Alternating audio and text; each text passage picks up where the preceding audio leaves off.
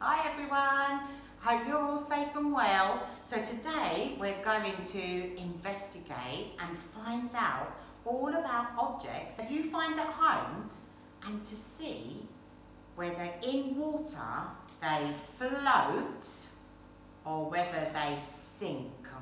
But let's have a look. Let's have a look at this picture and see, what does float mean? Who knows? Who can tell me? That's right. If something floats, it floats at the top of the water, doesn't it? Just like the ducks when they swim on the water. So we're going to see if some of our objects float or whether some sink. So have a look at the picture because that will help you know, what does it mean if something sinks to the bottom? Have a think. Can you tell me? That's right. If things sink, they go all the way to the bottom of the water. So to the bottom of the water tray. Now, I have looked in the nursery, in the giraffe class nursery, and I have found lots of objects, okay? I have found things, so you can look for things at home and you can get either a tray of water. If you haven't got a tray, maybe you could use just a bowl. You could ask your grown-up to find you a bowl or a washing up bowl, that's a good idea, or even when you have a bath. When you're sitting in the bath, you could see whether things float at the top or whether they sink to the bottom. Right then, so let's have a look. We've got floating here and sinking here because we're going to sort out the objects as we test them to see whether they float at the top or sink to the bottom. Right, let's have a look. Oh, we have a duck, a rubber duck. Okay, now before I put it in the water to see whether it floats or whether it sinks to the bottom, we're going to predict. So when I say predict, we're going to think, we're going to guess. Do we think it's going to float or do we think it's going to sink? Okay, you predict now. Do you think the rubber duck is going to float on top or sink to the bottom? Can you tell me? Okay, now what you could do is you could tell me why. Why do you think it's either going to float or sink? I am going to predict that the rubber duck is going to float on top of the water, and the reason I think it's going to float is because it's a duck and ducks like to swim. That's what I think, okay? So shall we go? Ready? Let's count back from 3. 3, 2, 1, let's put it in the water. Oh, it's floating. Can you see that it's floating? Although it's floating on its side. Let's see. Uh-oh. So this duck likes to float on its side. It's floating. It's on top of the water. Right, let's put that over here where it says float. So we know that these things are going to float. Let's have a look. Oh, the next thing I found is a stone. Okay, so we're going to do the same thing. Can you predict whether the stone is going to float on top of the water or sink to the bottom? Go on then, tell me. Fab.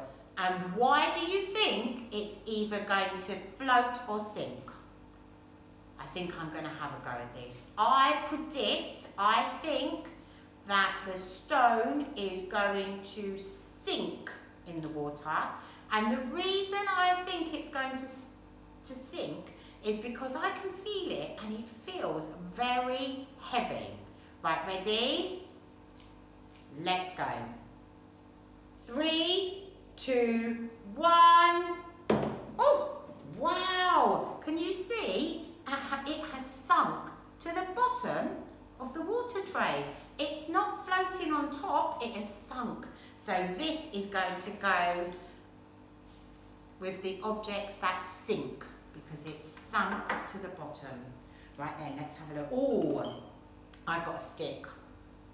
Okay, now, can you tell me, do you think it's going to float or sink? Have a think. And why do you think it's going to do that? Why do you think it's either going to sink to the bottom or float on top?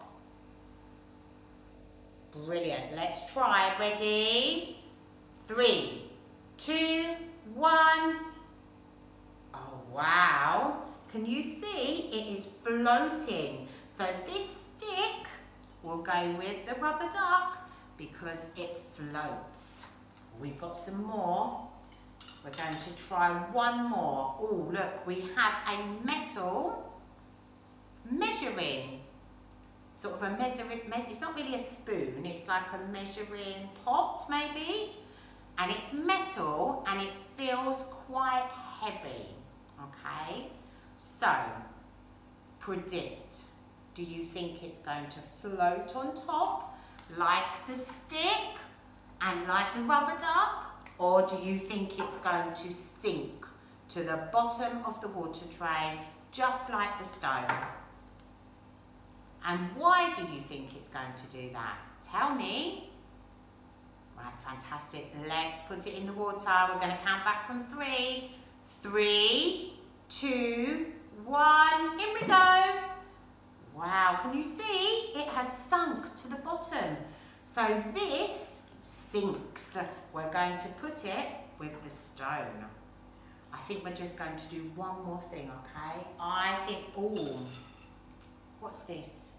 A shell. Oh, let's predict.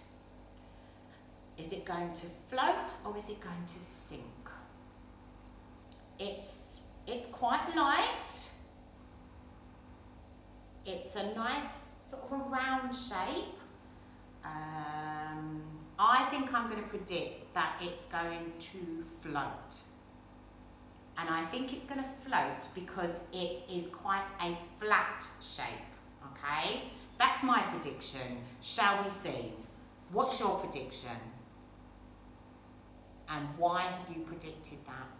Tell your grown-up. Ready? 3, 2, 1. In we go. Oh, Susan was wrong. It has sunk to the bottom. Even though it felt quite light, and I thought that because it was quite flat, that was just my suggestion, that it would float. And it did sort of float, then it sunk to the bottom. Wow. So that needs to go here. So we have found out that we have some objects that float and some objects that sink.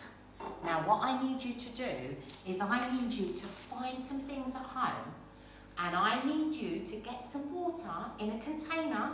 As I said before, it could be a bowl or another bowl, it could be the bath, it could be the sink. Ask your grown-up to help you, and then find some objects and play the game that we've just played.